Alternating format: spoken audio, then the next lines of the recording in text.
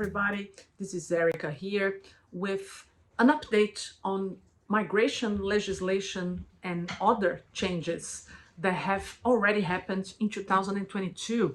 We haven't even reached the end of February and many things happened.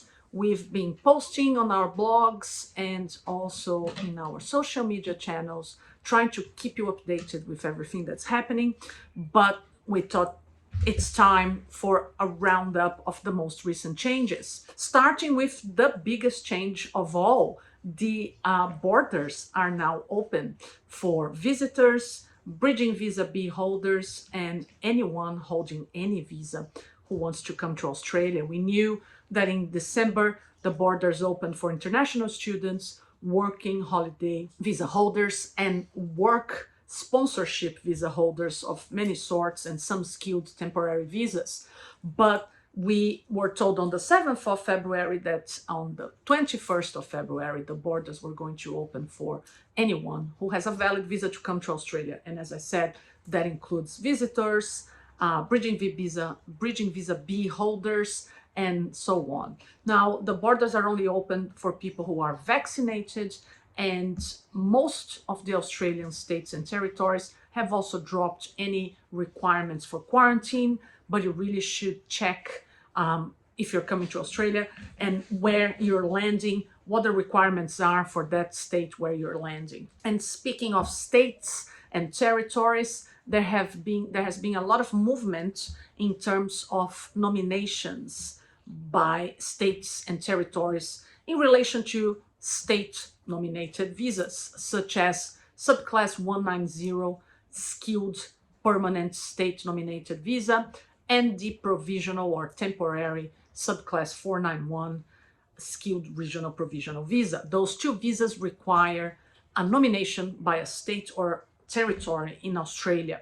Every new financial year, states and territories are allocated a certain quota for those nominations, and obviously those quotas sometimes are not enough. And we are seeing again that many people have applied for nomination or have expressed interest in terms of getting nominated by a state or territory. However, the states and territories are going to run out of places as it happens. But that normally happens more towards the end of the financial year. So we were surprised to see that Western Australia has already used all their places and quotas, and they are not going to nominate anyone anymore until the new financial year, which is the 1st of July. So that was really an early use up of all their places. So we were surprised to receive that information last week. Tasmania also got in touch with the public and migration agents, letting people know that most likely they will run out of places to nominate very soon. So what they did, they created 3 priority lists where they will prioritize nominating candidates who have applied for nomination, who are in Tasmania working in their nominated occupation in one way or another. There's 3 different scenarios for people working there. But if they use up all their remaining places with those people who are working in Tasmania and have applied for state nomination, then they might not nominate anyone in this financial year. They'll wait for more places as the new financial year starts in July again. On the other hand, we had good news from New South Wales and South Australia. New South Wales opened for offshore candidates in December. So you are not able to apply for state nomination directly. You need to register your interest on a 491 visa or submit an expression of interest if you're interested in the 190 visa. And if you are outside of Australia, the 190 visa is only a possibility if you have certain occupations that they chosen as occupations open for people outside of Australia. But then again, even if you meet all the requirements, it doesn't mean New South Wales will select you. So be very careful, check if this is a good strategy. It is very, an optimistic thing for us here. We're all happy about this because New South Wales is considering nominating people who are not in Australia.